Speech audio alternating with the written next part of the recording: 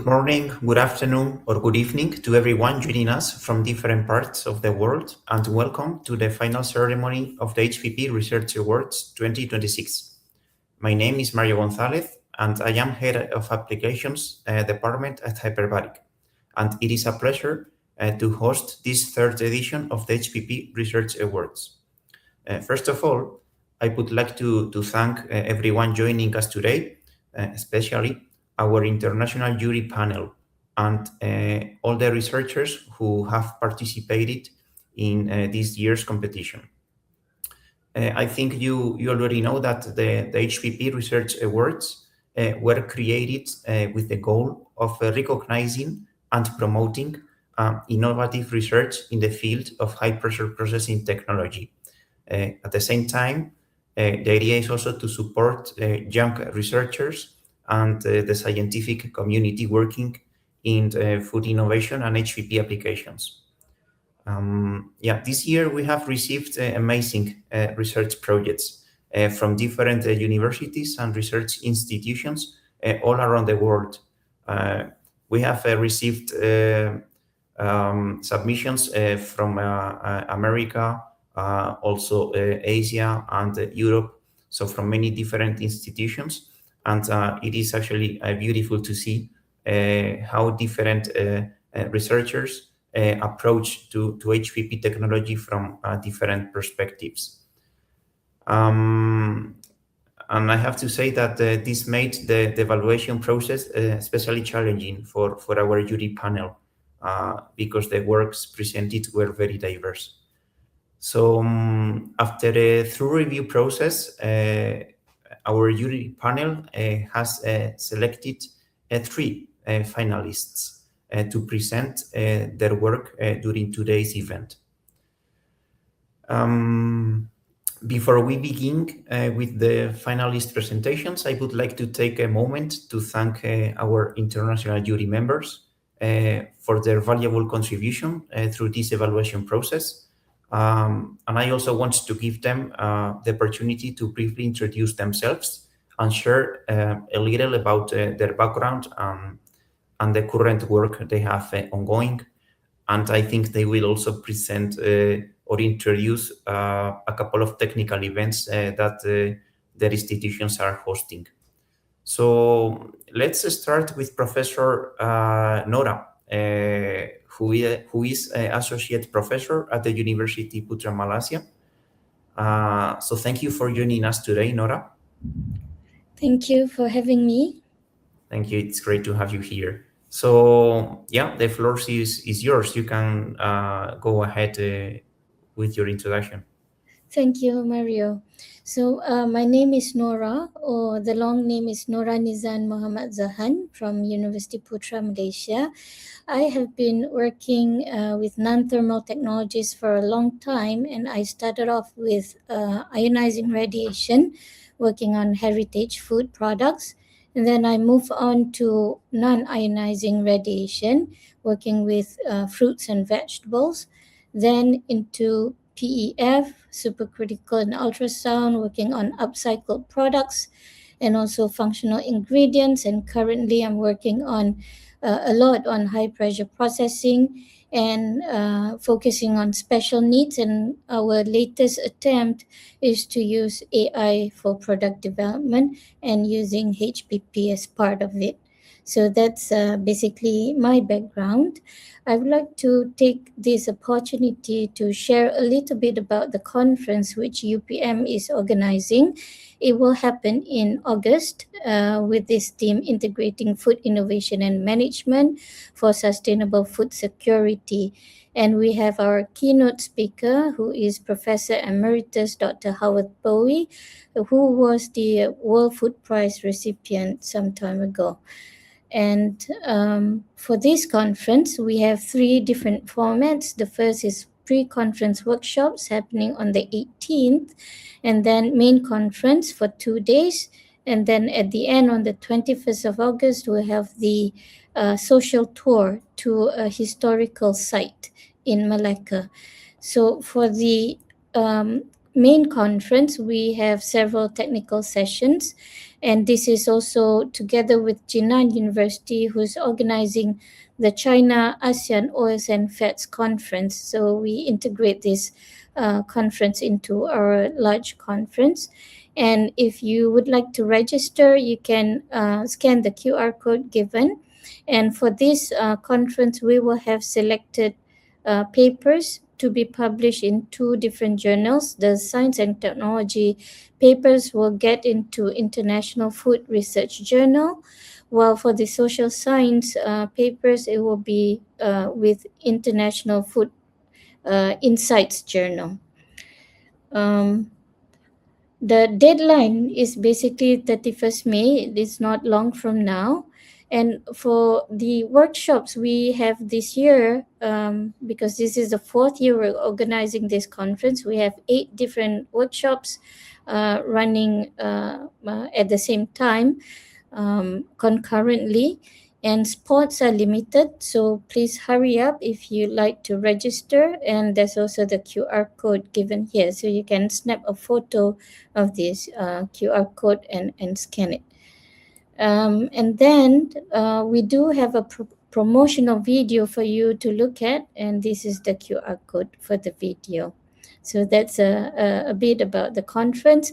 We welcome all of you to come to Malaysia, to Kuala Lumpur in August this year. Thank you. Thank you, Nora, for this presentation, and we will be there for sure. Okay, so now let's continue with the next jury member, who is George Saraiva, Associate Professor at the University of Aveiro in Portugal. Hi, Jorge. George. Hi, everyone. So, hi, everyone. I acknowledge the invitation to be part of this jury. It's a pleasure to be here today and see very interesting research work from younger researchers. So I'm an associate professor at the University of Aveiro, where I have been developing to the last, let's say, 20 years, high pressure related to food and biotechnology research. First, we are mainly focused on high pressure processing, a little bit also on pressure assisted thermal sterilization, and lately have been also moving more for hyperbaric storage and some non-food high pressure applications like biotechnology applications like fermentation under pressure and things like that. So I'd like also to call your attention for a conference. So if we could have the next slide, please. So we'll be organizing the 30th HPP conference, so pressure bioscience and biotechnology, from 31st of August to 3rd September, so in Aveiro. This conference joins people who work on high pressure, not so much on food directly, but mainly also on bioscience and biotechnology related to high pressure, like life and the deep seas, the effect of pressure on genes, on oncogenes, on cells, membranes. If I could have the next slide, please. So, Portugal is the most western part of Europe. So Aveiro is between Porto and Lisbon, so very easy to use both international airports, Porto or Lisbon. So it's from Porto is about 1 hour train or car, and from Lisbon is about 2 hours train or car. Next slide, please. And this is our main campus where we'll be organizing this conference. So the weather this time of the year in Aveiro is very, very good. So not very hot, not perfect, maybe something like 25, 28, yeah. So good weather. We are known as the Portuguese Venice, yeah. So we have channels throughout the city with boats and so on. Please, we would like to welcome you all on this conference, this amazing conference. Thank you so much. So thank you, George, for this introduction, and I think we will be there as well. We cannot miss this event. Thank you.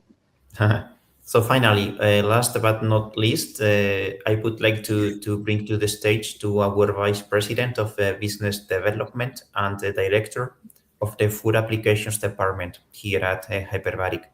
So let's welcome Carol Tonello. Yeah, Carol is maybe she has a lot of experience, and she brought the HPP from the lab to industrial implementation. So I think it's fair to have her as a member of the international jury panel of the HPP Research Awards. So Carol, I don't know if you want to say something. Just to thank also Nora and George to be with us for this edition of the HPP Research Awards. I'm very pleased that this event, as you said, Mario, help some young researchers to talk about their work, and also I think it's good for all our community, academic and also industry, to see what is going on, the new things that are interesting to know. So of course it's a short selection of the good candidates we have, but I hope that this will enlighten their work and the potential of HPP. Yes, in our Nora and George are specialists in a lot of different new technologies, so they have a large view. I'm only focused on HPP, but I think that the different applications are going in different direction, as you will see later. And this is very interesting also for the technology to think in sustainability or replace traditional technologies, and also, of course, to show the potential in killing microorganisms, which is the main application of HPP currently. I don't want to be long, and I give you back the stage, Mario, to introduce the candidates. Yes, so thank you once again to all of you for joining us today. Okay, so in today's webinar, we will watch the presentations from our three finalists, each presentation followed by a short Q&A. I will ask some questions to the finalists, so you have more information to rank the final position of them. And after review of these presentations, the jury panel will share some final remarks before announcing the winners of the HPP Research Awards 2026. So we are excited to discover the innovative research projects featured by today's sessions. So without further ado, let's begin with our first finalist. So we have today with us one of the finalists of the HPP Research Awards. His name is Monjurul Hoque, and he is a research officer in the Food Chemistry and Technology Department at Chagask Food Research Centre in Ireland. He has recently completed his PhD at the Chagask and the University College of Cork, focusing on the conversion of fruit processing byproducts, particularly apple pomace, into pectin-based functional materials and biodegradable packaging systems. His research applies advanced non-thermal technologies, including HPP, to transform underutilized sea and plant-based bioresources into high-value ingredients, bioactives, biopolymers, and sustainable materials. His work positions HPP beyond preservation, demonstrating its potential as a green process for industry-relevant applications across food, pharmaceutical, and sustainable packaging sectors. So, yeah, we are welcoming Monjurul today. Hi. Thank you so much, Mario. Yes. My name is Monjurul Hoque. I'm a research officer at Chagask Food Research Center, and I'm very thankful to Hiperbaric for giving me the opportunity and selecting me in the top 3 for this award. And today I'm going to present one of my research that's from waste to wonder, high pressure processing driven functional pectin recovery from apple pomace. And this wonderful piece of research has been published in December 2025 in the Journal of Innovative Food Science and Emerging Technologies. So why apple pomace? Why are you after this? Because 25 to 30% of the total apple weight is the apple pomace. And the leftover pulp, peel, and the seed obtained after the pressing apple pomace to make juice or cider is the apple pomace. And worldwide, 4 million tons of apple pomace is generated annually. And more than 70% of the apple pomace is moisture, and which lead to quick microbial spoilage. And that leads to environmental burden, economic waste, and give us the regulatory liabilities to dispose them. So currently, this apple pomace is following the linear economy, where the apple industries bring the apples, they make juice or cider, and the apple pomace that is generated, they either use it for fertilizers or dispose them off. But this is a linear economy, and we want to develop a circular economy where the reduce, reuse, recycle, and regenerate principles are followed. And there is a sustainable gap between these two. And through this research, we want to bridge that gap. So pectin, so there is opportunity for the pectin. It is a high value ingredient in demand. How? The 10 to 30% of the apple pomace is the pectin. And it is estimated that by 2032, it will be around 2 billion USD market. And the apple pomace is second to citrus pectin. So if the premium quality pectin is obtained, it commands higher price. And because it has several market applications like food industry for gelling, stabilizing in the jams or confectionery and the dairy. It can be used in high premium quality pectin can be used in pharmaceutical industries as well as in the packaging industries for the development of biodegradable films or coatings that can replace the single-used petroleum-based packaging. So what is pectin? It is a heteropolysaccharide, and if you look into the structure, you can find that the backbone is galactouronic acid, and in some of the galactouronic acid, you can see that there is methoxylation, and based on this methoxylation, so this pectin has a difference region like HG, homogalactoironol, which is a linear chain composed of only galactouronic acid. The more RG1, that is reminogalactoironol, and the RG2, reminogalactoironol 2, where the degree of esterification, or this is CH3 methyl groups comes in, where the branching is less, it is called RG1, where the branching is more, it is called RG2. So why I am explaining this complex structure, because as we move on into the presentation, we'll see that how this affect in different properties of the pectin. And based on degree of esterification, the pectin can be divided into two classes. One is high methoxypectin, HMP, where the degree of methylation is more than 50%. And another one is low methoxypectin, which the degree of methylation is less than 50%. So what is our role as a researcher in handling the apple pomace? So we collect the apple pomace, we prepare it for different application. Like we can use it as a fresh, or we can dry it and use it further. So, and we characterize them for the different application. So we try to develop a sustainable method for turning apple pomace waste into high value pectin in an eco-efficient way.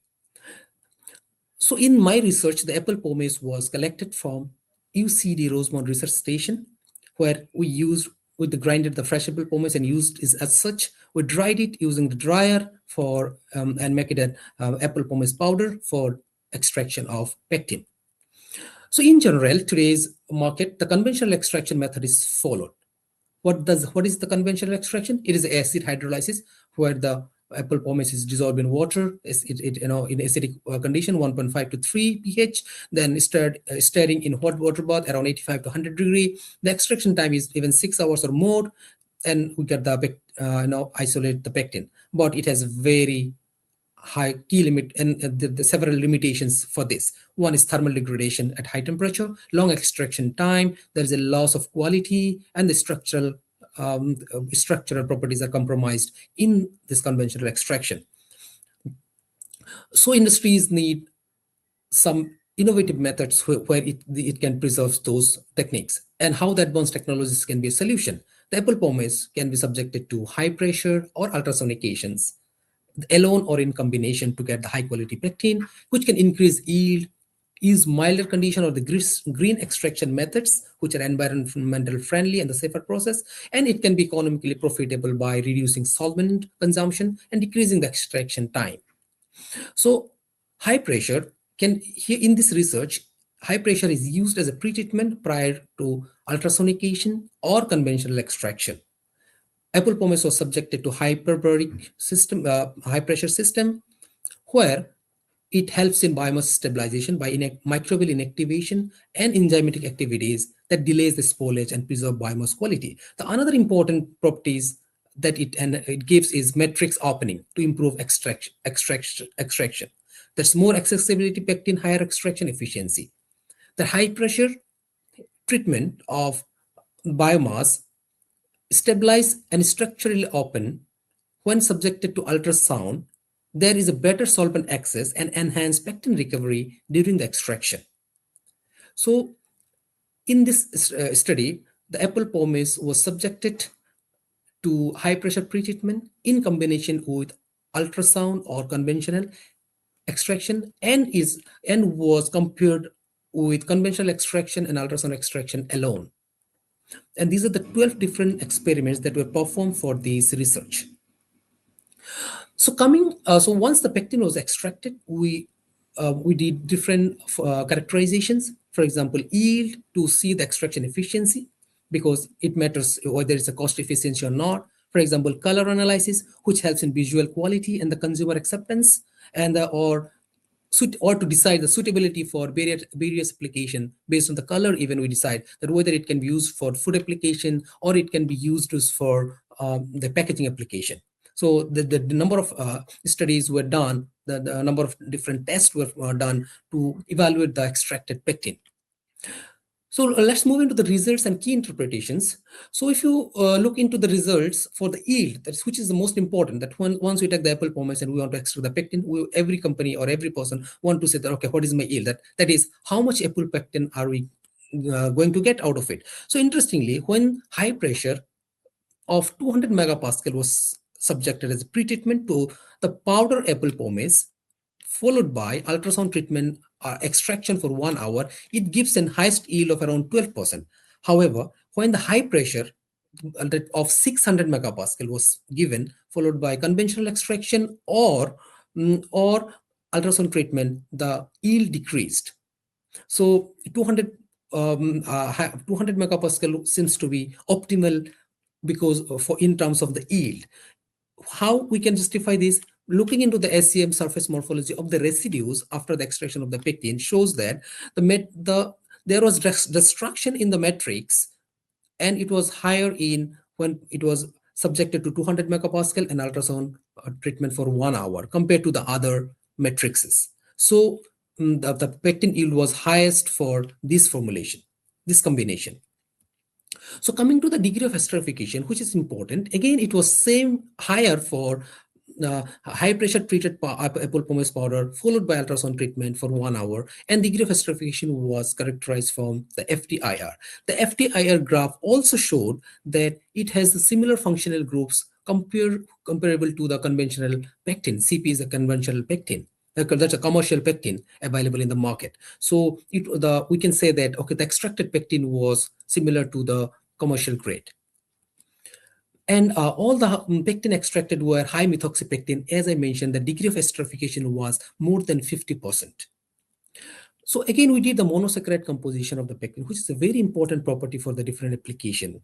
And what we found here is very interesting, that ultrasound-assisted extraction, when applied only or alone, the reduced galactouronic acid composition, that is the branch, that is a linear change. However, it promoted more RG1, that is the branch chain, because it is a very extensive method of extraction. And the highest galactouronic acid was found for high pressure processing at 200 megapascal, followed by conventional extraction, where it was 76.1% And also, when high pressure treatment was increased from 200 to 600, you can see that the galacturonic acid content decreased almost 17% or even 40 to 50%. So, so it was observed that high pressure, that minimum the 200 megapascal in combination with conventional or ultrasound was found to be very suitable point. So exertive analysis was done for the extracted pectin to see that, okay, how the structure of the pectin is retained or not. And you can see that it was very interesting to see that high pressure treatment in combination with conventional extraction or ultrasound retain the structure, that is crystallinity was 30%, and in case of powder it was 32.7%, which is incomparable to the commercial pectin crystallinity, that is 38.3%. So it was, so we could say that, okay, application of high pressure of 200 megapascal in combination with conventional extraction or ultrasound can retain the structure of the pectin. So further moving on, we studied the thermal stability of the extracted pectin, and it was observed that all the extracted pectin showed thermal stability, where the polysaccharide decomposition, that is the main pectin bond, were degrading at around temperature of 213, in between 213 to 257 degrees centigrade, and which is a very good thing that can be used for various applications, food, pharmaceuticals, or even the packaging application, because it can sustain the higher temperature. So moving on, we did the molecular properties analysis, and this gives us very interesting results. You can see here that high pressure at 200 megapascal retain the molecular weight. However, when the high pressure was increased to 600 megapascal, the molecular weight decreased. Similarly, the galacturonic acid content or homogalacturon backbone at 200 megapascal, the linear homogalacturonic structure was preserved. However, at 600 megapascal, reminogalacturon solubilization occurred and reduced the pectin purity. Similar to the rheological behavior, you can see that at 600 megapascal, there was rapid viscosity collapse. So it was found that 200 megapascal in combination with conventional extraction or ultrasound give a better extraction without triggering beta elimination or polymer fragmentation. That is, it preserves the pectin structure. So from this, all the characterization, we could found that high pressure treatment at 200 megapascal in the apple pomace powder followed by ultrasound give the highest pectin yield of 12.32%, preserve the structure, that galacturonic acid of 74%. It could preserve the molecular weight. It gives 83 kilodalton. It was high methoxypectin, suitable for various applications. The color of the pectin extracted was bright color, close to the commercial grade. And interestingly, it could be obtained by saving more than 1 hour compared to the conventional extraction. So what we can interpret here, when the high pressure treatment was given, it inactivates microbes and enzymes. It opens the matrix by loosening the cell walls and everything. And the ultrasonication, when subjected to the high pressure treated matrix, because of the acoustic cavitation, it increased the yield. And when both were combined, we found that the synergistic effect, not only in terms of yield, but in terms of higher superior molecular weight, quality of the pectin, the rheological behavior, and the crystallinity, that is structural order of the pectin, were preserved in this case. So what could be the global impact? Who can benefit and how? The food ingredient industry, because the HPP is already an existing method which can be industry can adopt easily to develop premium quality pectin. Then packaging industry, they can replace the packaging single-use plastics. The pharmaceutical industry, the premium grade pectin can be used for the pharmaceutical industry, as it can be used as biodegradable encapsulation material. Pure high molecular weight pectin can be used for controlled drug release, and it can be good for the society and the consumer, because it can produce cleaner and the safer food, and it supports the United Nations SDG goals 2, 12, and 13 directly. So quickly moving on, that what are the future perspectives, the road ahead? In the near term, we want to develop the pilot scale validation method for 200 megapascal in combination with ultrasound. The midterm, we want to integrate this process in the existing biorefinery method. And in the long term, we want to develop an like industry standard pectin protocol adaptation globally. And what is the key takeaways? The 200 megapascal is optimal for yield and structural quality. It can retain sustainable, it is a sustainable approach, and it is a scalable pathway for high value commercial pectin. So at the end, I would like to thank Hiperbaric for giving me this opportunity, and I'd like to thank all my co-authors who has collaborated in this work, and all the institute for contributing this work. Thank you so much. Thank you for listening. Thank you so much, Monjurul, for this very nice presentation. I think one of the things that the jury valued the most is that you presented something that moves away from the conventional application of HPP, which is the control of microorganisms. And you addressed an issue in the food industry that needs solutions. So congratulations. Oh, thank you so much, Mario. Thank you. So after listening to your presentation, I came up with a couple of questions. So I will ask them to you. And let's see if you have an answer that helps me. So, you know, HPP is a batch pretreatment process. But in your study, you also used conventional extraction and ultrasounds, which can operate at a much larger volumes. So my question is, how would you integrate HPP into an industrial extraction line so it doesn't become the bottleneck of the process? Yeah, that's an interesting question. You know, Mario, when we do the research here at Chagas, so our first point is that can we adopt these in industry or not? So first question that arises, because we know that, okay, in the lab, we can do a lot of research, but our focus is on the industry adaptation. So the hyperbaric system that we've used in Ireland, that is HPP trolling. So they have a capacity of 4 tons per hour.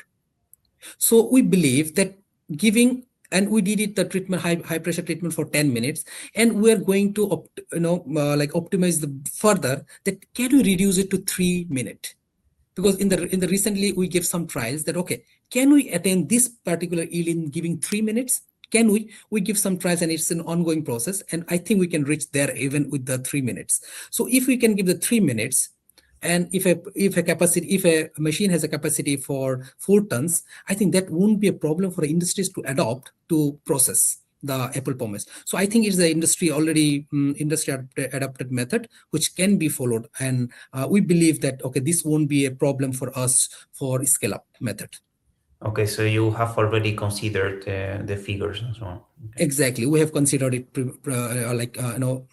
like by calculation, even in terms of that. Okay, if we're really doing it, will it going to be a cost effective or not? Yes, it will be a cost effective if we plan it properly. If we really get high quality pectin, then adopting high pressure in combination with the other technique, conventional ultrasound, can be very effective, because we need to extract the high grade premium quality pectin, which can go for not only food but for the pharmaceuticals. Because if you see one of the application the pharmaceuticals company is looking at, one is development of coating which is biodegradable, and another one is encapsulation, because encapsulation is very important. The pectin is a very good, because they're trying to replace maltodextrin, which is widely used even in the food and the pharmaceuticals. So pectin is one another ingredient that can help, and it has to be very high grade. So we're very optimistic on that as well. Okay, so I think you have already given an answer to my second question. So I will ask it, but please be very explicit in the answer, because I was wondering if, considering the extraction yields that you obtained only with conventional extraction compared to the HPP and US enhanced extraction, do the functional or structural improvements in the pectin provide enough added value to justify the adoption of HPP? Absolutely. Our intention, because we can do the conventional extraction or ultrasound extraction alone to get the sufficient yield or the pectin. But our target is that quality of the pectin that matters. So we were looking for the high quality pectin for the different application. So that is our sole purpose of the application of the HPP, because the industry, they want high value ingredient if possible, because they want to invest. If they want to invest in the processing of the apple pomace, which is a byproduct, they want to get a high value ingredient, or else they're happy to send it back to other industries which are processing at a lower cost. So they are, they want to have the high quality pectin if at all possible, by using the advanced technologies. So the investment is justified. Okay. Yes. So thank you so much for your very nice presentation, and also for the answer to my questions. Yeah, thanks very much, Mario. Yeah, let's see what the jury thinks, and good Yeah, luck. sure. Thanks very much. Thank you. I appreciate for giving me the opportunity, and it's wonderful to receive this, to be in the top 3 finalists of the Hiperbaric, because we're working closely, and I was very happy to see the email that I was selected, because we're working with Hiperbaric a lot, and getting a recognition is very nice thing, I'd say. So thanks very much for selecting me. Thank you for the nice words. Thank you. So now we have Annamaria Pandiscia presenting her work. I will give a brief introduction about her. So Annamaria is a biotechnologist and postdoctoral researcher at the Department of Veterinary Medicine of the University of Bari Aldo Moro in Italy, specialized in food safety, food virology, and non-thermal processing technologies. She obtained her PhD in animal health and zoonosis, focusing her research on HPP, viral viability assays, and innovative approaches for the study of enteric viruses in food matrices, including experimental work conducted during 7-month research stay at the Institute of Agrochemistry and Food Technology at IATA CSIC in Spain. She is currently involved in research activities focused on innovative food safety strategies, shelf life studies, and challenge tests, with particular interest in the application of non-thermal technologies in the food sector. Her scientific activity has resulted in several peer-reviewed publications, and her research has been presented at both national and international scientific conferences. So, hi Annamaria, how are you doing? Yes, I'm ready. Now I'm a postdoctoral researcher at the University of Bari Aldo Moro at the Department of Veterinary Medicine, and I'm ready to present my scientific work. Good. So you are presenting us your work, which is entitled Survival Modeling of Infectious Human Norovirus and Surrogates of HPP Inactivation in Strawberry Puree, right? Yes. Okay, so we can see your presentation. Whenever you want, we are ready to go. Okay, I'm ready. Good morning. The consumption of berries and their subproducts, such as smoothies or puree, has increased worldwide due to the consumer demand for minimally processed and healthy food products. However, berries, as reported by international authorities such as the European Food Safety Authority, the Food and Drug Administration, and also the World Health Organization, have been involved in several foodborne outbreaks due to their consumption when contaminated with enteric viruses, in particular human noroviruses, that are considered the leading cause of human acute viral gastroenteritis worldwide. A little briefing about human noroviruses. They are now enveloped with a single-stranded RNA genome. They are transmitted via the fecal-oral route through contaminated food, water, and surfaces, and they are very stable in the environment and resistant to the conventional disinfectants. There are several genogroups that can infect humans, and the G24 genotypes are most commonly associated with human outbreaks. The human norovirus transmission can occur during the person-to-person contact or through contaminated food. Berries can be contaminated during pre- and post-harvest activities. In particular, wastewater treatment plants are not able to guarantee the complete inactivation of enteric viruses during treatments of this wastewater. So the treated water can be employed as irrigation water and contaminate berries with human noroviruses. Moreover, infected food handlers can contaminate berries. For this reason, our research group tried to answer to this question. So how can we prevent berries contamination by human norovirus in the food industry? First of all, we considered to implement robot food safety management systems based on good agricultural practices and good manufacturing practices. But also we consider the implementation of food preservation technologies. Considering that thermal processing treatments are able to inactivate enteric viruses in fresh products, but they can also affect the organoleptic quality of foods, we focused on no thermal processing treatments, in particular high pressure processing. Moreover, together with these approaches, we also consider to assess the viral infectivity.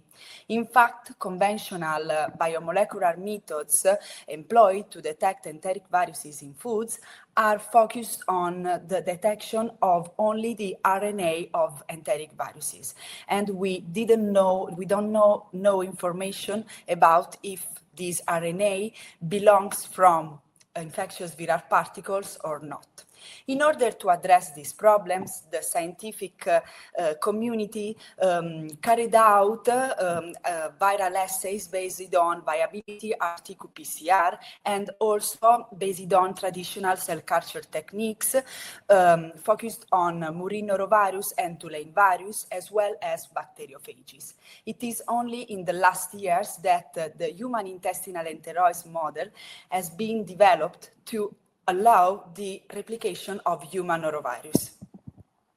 Moreover, as I said previously, high-pressure processing treatments represent one of the most emerging and promising no-thermal technologies to inactivate enteric viruses. There are several studies that confirmed the efficacy of this technology against bacteria, but there are few studies that focused on enteric viruses on food matrices, and in particular, these studies focused on surrogates. For this reason, in 2024, we published this paper, and the objectives of our study was first of all to validate the high-pressure processing technology as an effective intervention strategy to control human norovirus contamination in strawberry puree using the novel human intestinal enteroid systems. We also had other specific objectives. In particular, we evaluated the effect of different high-pressure processing conditions, pressure and holding times on viral infectivity. We tested also the kinetics of surrogates, in particular murine norovirus and Tulane virus in strawberry puree, to develop at the end predictive mathematical models based on these surrogates. And finally, we defined suitable high-pressure processing treatments to control human norovirus contamination in strawberry puree.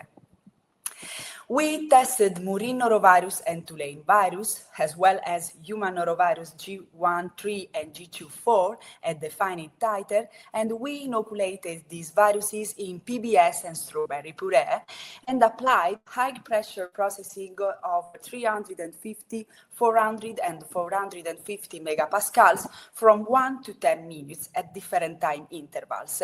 Below, we can also observe the details of the high-pressure processing applied using our pilot scale unit that it is cited in the Institute of Agrochemistry and Food Technology, IATA CSIC of Valencia in Spain.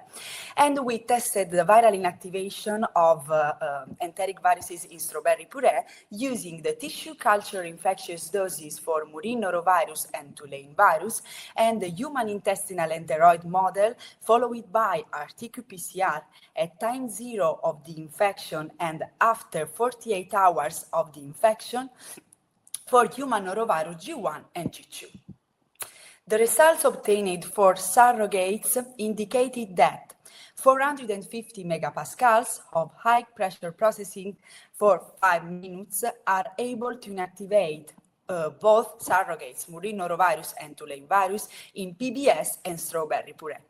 However, Tulane virus showed to be more resistant than murine norovirus at high pressure processing treatments. In fact, a high HPP of 400 megapascals at 7.5 minutes were able to inactivate murine norovirus and Tulane virus in PBS, but not in strawberry puree, and murine norovirus was also inactivated in PBS and strawberry puree at 450 megapascal after 2.5 minutes of treatments. And HPP treatments of 350 megapascals were not able to inactivate surrogates at the different time intervals tested. We can also observe a baroprotective effect of the food matrices, such as the strawberry puree, because in several high-pressure processing treatments, we observed the activation of surrogates in PBS, but not in strawberry puree. About human noroviruses. The genotypes human norovirus G1-3 show discrepant results, but for human norovirus G2-4 Sydney, we observed results similar to surrogate, with high pressure processing of 450 megapascals for 5 minutes that were able to inactivate human norovirus G2-4 in PBS and strawberry puree.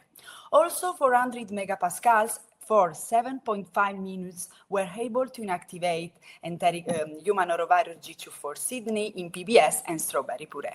And as well as for surrogates, 350 megapascal were not able to inactivate human norovirus in PBS or strawberry puree. We also developed predictive models using the Weibull distribution functions that showed the best fit for the survival curves of murine norovirus and Tulane virus. We employed these predictive survival curves to obtain predictive models in combining these survival curves with the experimental data obtained for human norovirus G2. And we observed that the predicted inactivation values were lower than the experimental data, demonstrating also that the proposed inactivation models based on surrogates are effective in ensuring food safety.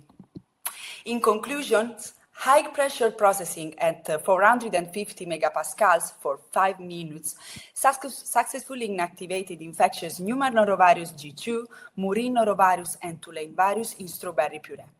The strawberry matrix showed a baroprotective effect, highlighting the importance of evaluating viral inactivation directly in complex food systems. The predictive Weibull models based on murine norovirus and Tulane virus were successfully validated using infectious human norovirus data with bias factor lower than 1 under all the tested conditions. Murine norovirus and Tulane virus can be considered as conservative surrogates for human norovirus during high-pressure processing treatments in berry products. And at the end, the human intestinal enteroid model proved to be a valuable tool for infectivity assessment and validation of predictive models. Overall, this work supports the development of science-based high-pressure processing strategy for safer berry processing and improved public health protection. Only a take-home message, because our scientific work is in line with the need and the reports of the international agencies such as the European Food Safety Authority or the Food and Drug Administration, that every year highlight the need for new prevention strategies to control enteric viruses in berries that are considered a priority food safety concern. And our study is in line with these needs because provides validated high-pressure processing conditions that are commercially feasible, such as 450 megapascal for 5 minutes, to inactivate infectious human norovirus in strawberry puree. Overall, this work provides infectivity-based evidence supporting the implementation of high-pressure processing for the control of human norovirus in the berry product supply chain. Thank you for your attention. Great, Annamaria, thank you for your presentation. I think this was very clear. And I also agree with your take-home message that HPP can be used to at least to reduce the risk from norovirus. You have nice data to support this. So I have a couple of questions based on your presentation, because in some of the graphs that you have shown, it seems that the surrogates and also norovirus are inactivated in PBS, but they are not inactivated in a strawberry puree. Yeah. But this is a bit weird because the strawberry puree is very acidic. It has a low pH, and we normally expect a synergy between HPP and low pH. So I don't know if you have an answer to why this may have happened. We consider that we have a baroprotective effect in this case of the strawberry puree for its matrix.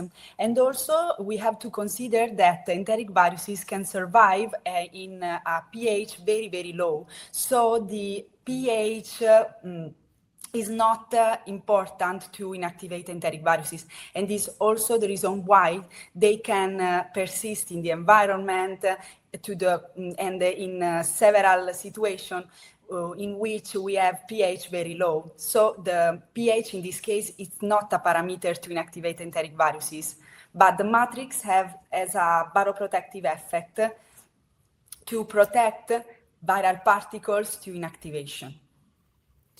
Yeah, so as a continuation question to this, so this framework that you have developed, do you think that it accounts for the baroprotective effects that we can see in less acidic matrices, like a shellfish, without the need for a complete revalidation of the cell culture system? A complete revalidation of the cell culture. If you change the food matrix, do you think you will need to revalidate this approach? When we work with cell culture, every matrix can be different. So, for example, if we consider shellfish has another matrix, and for this reason, they can have much or less effect on cell culture, in particular, for example, for human intestinal enteroids models. So in this case, we considered, for example, that the matrix has an effect for the survival of our cell culture. And for this reason, at the end of our experimental works, we dilute our samples, treated samples, to subsequently infect our enteroids, for example.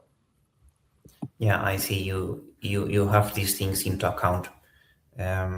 Okay, and maybe one last question.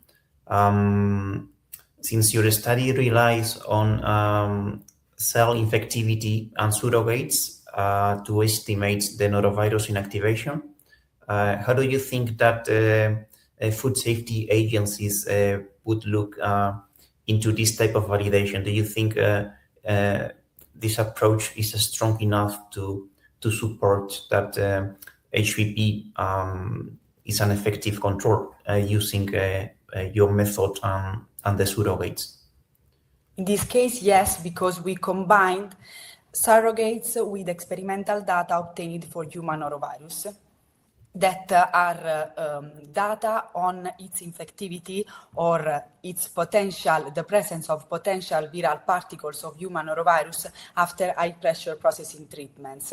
And also, this work provides survival predicted models that can provide to the industry information about how high pressure treatments and parameters such as holding and pressure times can be employed to inactivate antiviruses. And in this case also, in the strawberry puree, and this in case also, we have to consider that surrogates and the predictive models demonstrated, the predictive models demonstrated lower inactivation patterns that the experimental data obtained for human norovirus G2. So they are conservative surrogates that demonstrated to be useful to be employed also in the food industry. In this case, in particular, with these food matrix. Yeah, okay. I see you have a strong arguments. No, that's good. Great. So thank you. Thank you for your nice presentation and the answer to my questions. Thank you. So let's see what the jury thinks and good luck. Thank you very much. So we continue now with more presentations. Thank you. Okay. Thank you. Okay, so let's go now with a new candidate of the HPP Research Awards. We have with us Liz Astorga. She is actually a PhD candidate in food science and technology at The Ohio State University. Her research focuses on food safety, bacterial spore inactivation, high-pressure processing, pressure-assisted thermal processing, and analytical methods for spore detection in food systems. She has experience in non-thermal food processing technologies, microbiology, and food engineering. In addition, she serves as a technical facilitator for training activities involving the U.S. Food and Drug Administration, the National Oceanic and Atmospheric Administration, the United States Army, state regulatory agencies, and industry stakeholders. In this role, she supports pilot plant demonstrations and technical discussions on emerging food processing technologies, including HPP, pressure-assisted thermal processing, for regulatory, academic, and industry audiences. So let's welcome Liz. Hi, how are you doing? Hi, thank you. I'm doing well. Thank you very much. Awesome. So, okay, we are ready to start your presentation. You can share your slides with us. Okay, I see it's loading. Okay, here we are. So, yeah, you are ready to go. All right.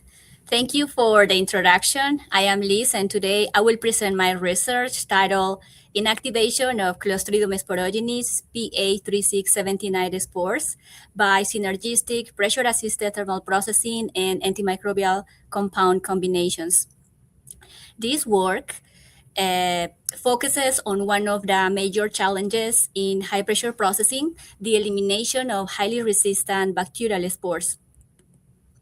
What is high-pressure processing, also known as HPP?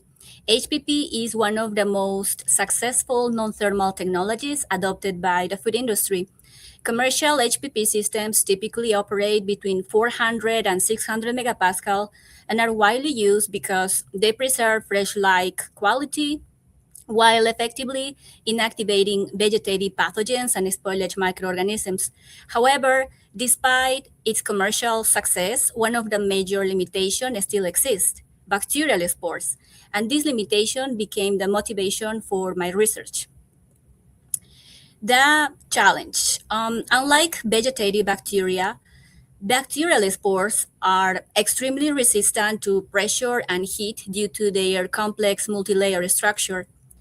These spores are a major concern in low-acid, shelf-stable foods because they can survive conventional and non-thermal processing conditions. As a result, the food industry often relies on intensive thermal sterilization treatments, which can negatively affect nutritional and sensory quality of food. Therefore, there is a strong interest in developing alternative sterilization strategies with lower damage. Because Clostridium botulinum spores are a major concern in low-acid foods, we use Clostridium sporogenes as a surrogate for Clostridium botulinum. And this model allows us to safely evaluate highly pressure-resistant spore under HPP and PATP conditions. This is where high-pressure processing, also known as PATP, become important.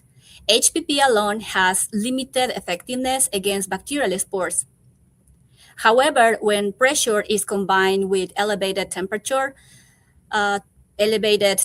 pressure, and heat, it can act synergistically. This synergy significantly enhances the spore inactivation while potentially reducing the thermal severity compared to conventional sterilization. And PATP has already shown a strong potential as an emerging sterilization technology, but there are still opportunities to further improve its effectiveness. Although PATP has demonstrated a strong potential, limited information exists regarding synergistic use of antimicrobials with PATP against Clostridium sporogenes, or the Clostridium spores. In addition, comprehensive antimicrobial screening during PATP remains largely unexplored. Therefore, the objective of this study was to evaluate the synergistic effect of 25 antimicrobial compounds combined with PATP against Clostridium sporogenes spores. And this study is unique because instead of evaluating only one antimicrobial, we perform a broad screening approach to identify which compound truly enhance the pressure-assisted spore inactivation.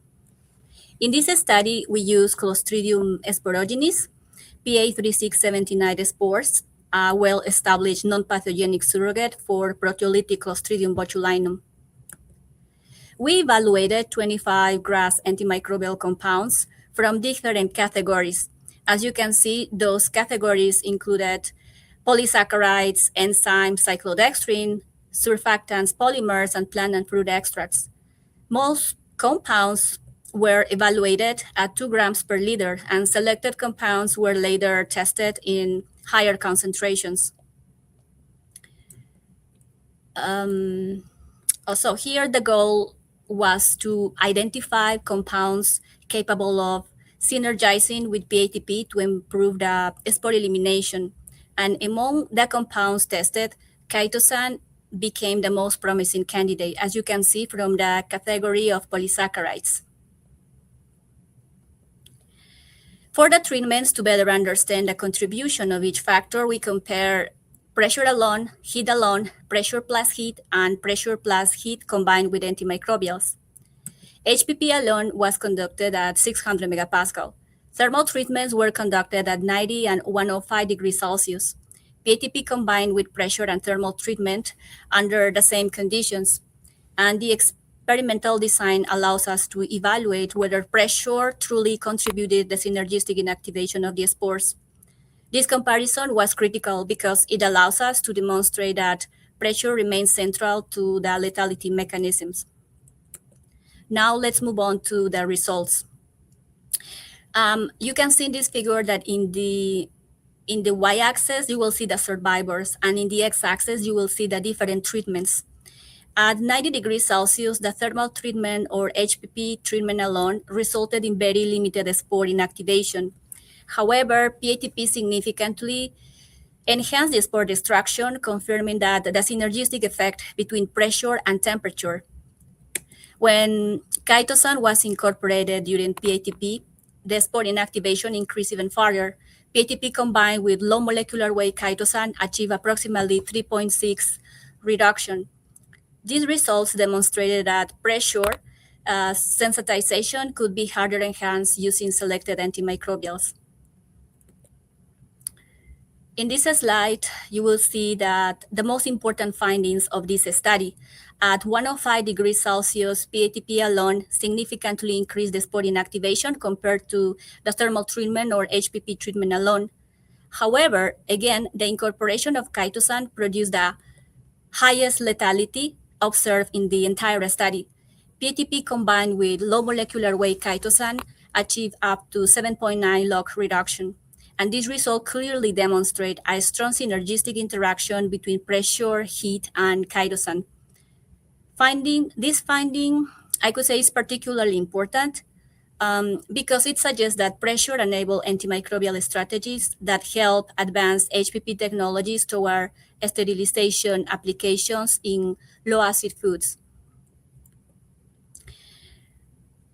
Interestingly, most plant and fruit extracts did not significantly enhance PATP sporocidal activity, and this finding highlights the importance of systematic antimicrobial screening because not all natural antimicrobials or compounds are effective under pressure-assisted thermal conditions. We also tested the different concentrations, that whether increasing the antimicrobial concentration improved the spore elimination. However, increasing the concentration tenfold did not guarantee significantly greater spore destruction. This suggests that the antimicrobial compounds efficiency during PATP depends not only on the concentration, but also in the physicochemical interactions between the antimicrobial compounds and the structure. Also, to better understand the chitosan effectiveness, we characterize its physicochemical properties before and after PATP treatment. We observed that PATP reduced the particle size of chitosan while simultaneously increasing the positive surface charge, also known as zeta potential. This pressure-induced structural modifications, and it may help explain the enhanced antimicrobial performance of chitosan during PATP. Here you can see that based on our results, we propose a schematic mechanism for spore inactivation, where HPP alone causes minimal spore destruction because the multi-layer spore structure remained highly resistant. PATP likely disrupted the protective spore layers and increased the membrane permeability. And at the same time, PATP modified the chitosan structure, increasing its positive charge surface. So this likely enhanced the electrostatic interaction between the chitosan and the spore surface, resulting in greater spore damage and higher inactivation. And this highlights how pressure can act not only as a microbial inactivation tool, but also as a technology capable of modifying the antimicrobial functionality. These conclusions. This study demonstrated that HPP alone showed limited lethality against Clostridium sporogenes spores under the evaluated conditions. However, PATP significantly enhanced the spore inactivation through pressure thermal synergy. Also, among the 25 antimicrobial compounds screened, chitosan exhibited the strongest synergistic effect. And most importantly, PATP combined with low molecular weight chitosan achieved up to 7.9 log reduction. Overall, this work demonstrates that that pressure can be used with antimicrobials as an approach to sterilize food, especially low-acid foods, with reduced thermal severity. So for the future studies, we want to perform more validations in real food matrices, kinetic modeling, mechanistic studies, and optimization of the strategy for industrial scale sterilization applications. I also want to acknowledge my collaborators.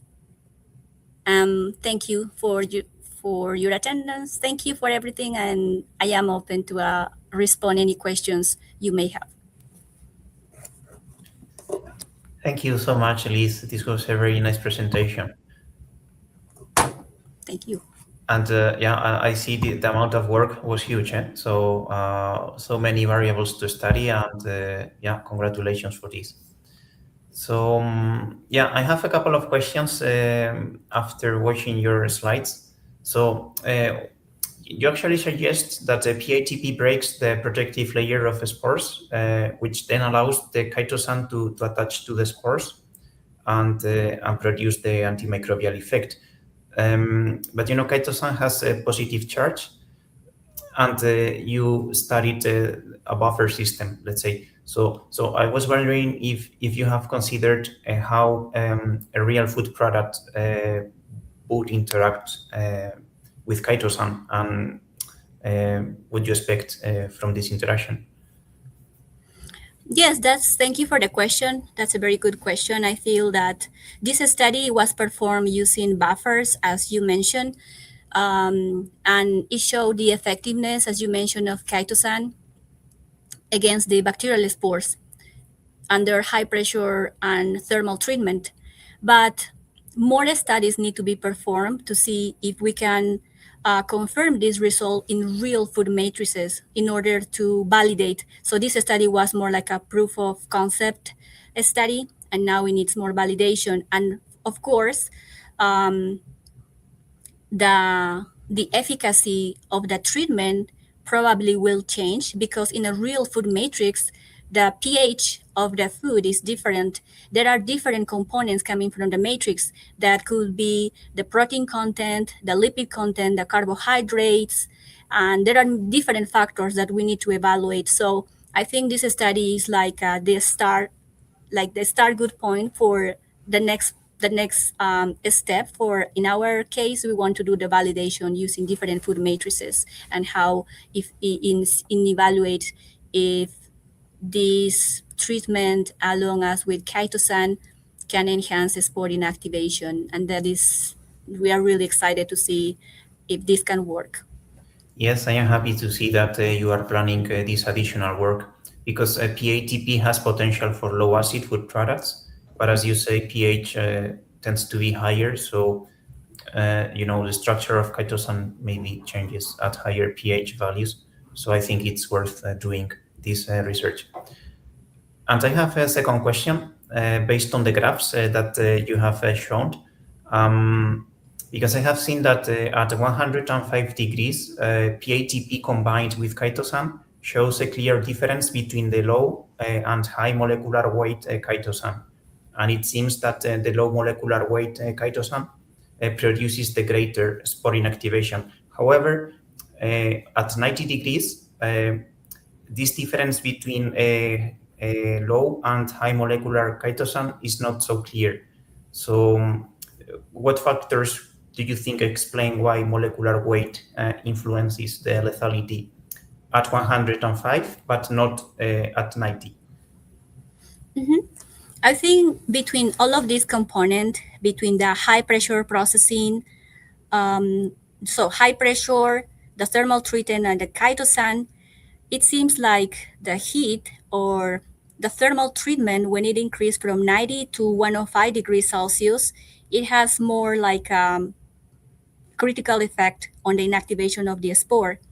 So what happens with chitosan is that since the low molecular weight chitosan has is in the range of 50 to 190 kilodaltons, and the high molecular weight is in the range of 250 to 310 kilodaltons, the PATP treatment reduces the particle size of chitosan, which at the same time or simultaneously increases the zeta potential, the surface charge, which allows better interaction with the treated spores that was already damaged by the treatment. So there is a more synergistic effect because of the smaller particle size, and the increased surface charge allowed better interaction or diffusion with the damaged inner membrane of the spore.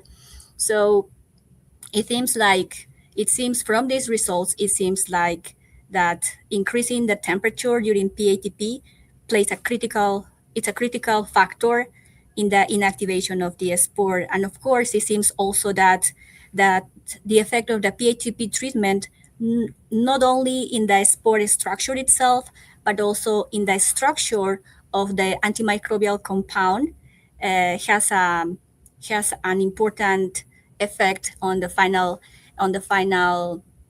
goal, that is the inactivation of the spore. So at the end, we want to achieve both things. We want to make the food safe for consumers, and also we want to produce food that is of high quality, that preserves the nutritional value, the bioactive compounds, and everything.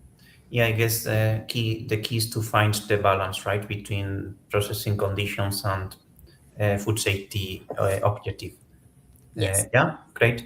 So thank you for the answer to my questions, and good luck. Now the jury will have to evaluate your presentation together with the other candidates, and let's see.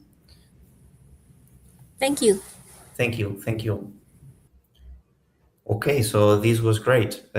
Now that we have watched the three presentations from each of the finalists, it is time to announce who wins the third, second, and first place of the HPP Research Awards 2026. So for the announcement, the third place winner, I would like to call Carol Tonello. Thank you. Carol. Thank you, Mario. Yeah. So I'm very pleased to announce that the bronze medal of our HPP Research Award in 2026 is Annamaria Pandiscia, and she's postdoctoral researcher at the University of Bari, Aldo Moro in Italy, and really we were very, I think the jury was very interested to see her work. This is very interesting to have somebody working with HPP and virus like norovirus, but not only with surrogates as usual, but also with human one, comparing surrogates and the pathogenic one, the human norovirus. And this is her work was we thought the jury thought that was a lot of work, and interesting also to see a new technology that now they use with virus, using cells, human intestinal enteroid. So it helps to know more about the potential of HPP in the virus. Of course, I think this is one of the first works like that, but we would like to know if those results and will be the same in different matrices, and Annamaria has a lot of potential going in this direction to bring a lot of advances in the research in the field of HPP. So all our congratulations, Annamaria, for this third place that you win at the award this year. Great, thank you, Carol, for announcing this. So I think the next one to announce the silver medal, the second finalist, is going to be Nora. So great, Nora. Thank you, Mario. So the person with the silver medal is Dr. Monjurul Hoque, and his work is interesting because he is combining two different technologies together using the hurdle approach, and that is high pressure processing combined with ultrasound-assisted extraction, and this combination seems to work well for his work on apple pomace and pectin recovery. So the work is very relevant to the issues that we are facing now in the world related to sustainability, and this research has proven that it's a work that is worth attempting and is scalable in terms of industrial relevance. So it's also cost effective, and it could be applied very well in the industry. It has potential for further application in the industry. So that's congratulations to Monjurul Hoque for achieving this silver medal. Great, Nora. Thank you for announcing this. So yes, now that we know the third and second place, I think the winner is clear. But I would like Professor George to give us some words about this.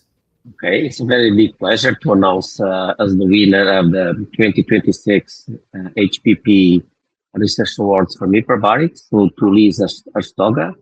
She's a PhD candidate at Ohio State University in the USA, and she did a work on facing a big challenge that is the disruption of Clostridium spores.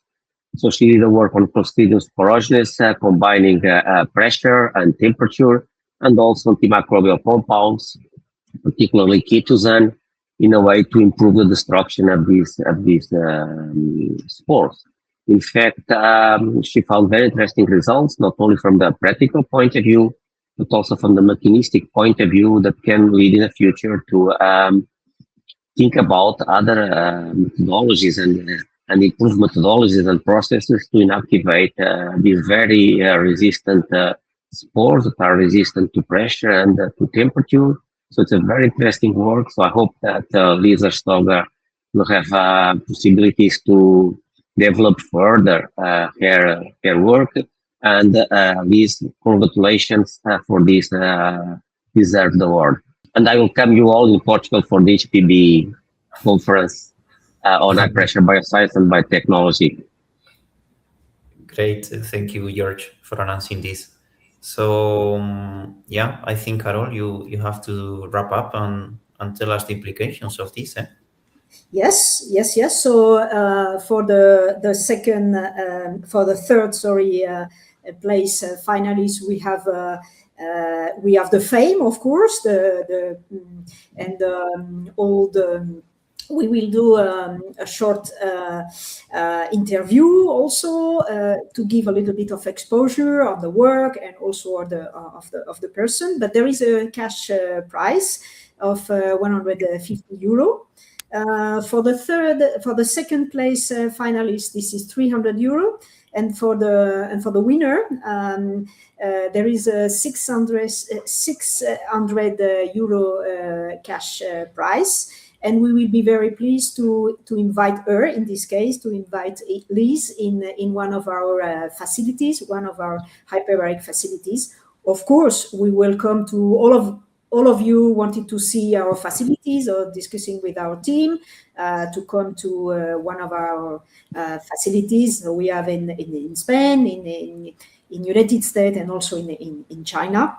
And of course, I encourage you to be at Aveiro at the HPBB conference organized by George and team, and the Hyperbaric team. Hyperbaric will be sponsor of the event, and some of us will be there, and also we will go. Our colleague from Shanghai will go to the event IFRC that Nora is organizing in August. So we will be also there and very pleased to participate, because I can recommend those two events and the people hosting them. So hopefully we will see you there. And I give you back, Mario, the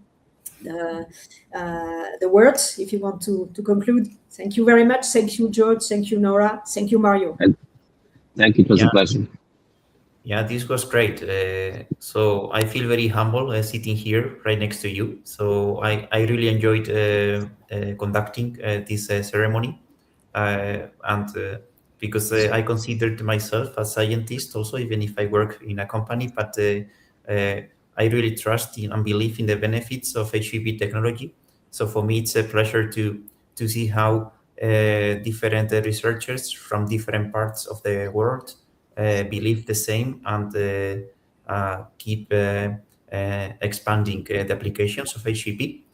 And what we have seen here in the HPP Research Awards tells us that indeed this technology can be used for many things, not only to inactivate vegetative microorganisms, but we can also control viruses. There is research ongoing to overcome the limitations of the technology and control spores, as we have seen with the winner of this year. But we have many different applications as well, away from microbial control. So we have, with the 3 finalists, we have a nice idea of things that can be done. So this makes me very happy. So thank you, the participants. Thank you, the jury members, for helping us having this event. And thank you all for your interest on HPP technology. And yes, I hope to see you in one of the events that George and Nora are hosting. So thank you, everyone. See you in Malaysia. Thank you. Okay, Bye-bye. see you. Bye-bye. Bye. See you then.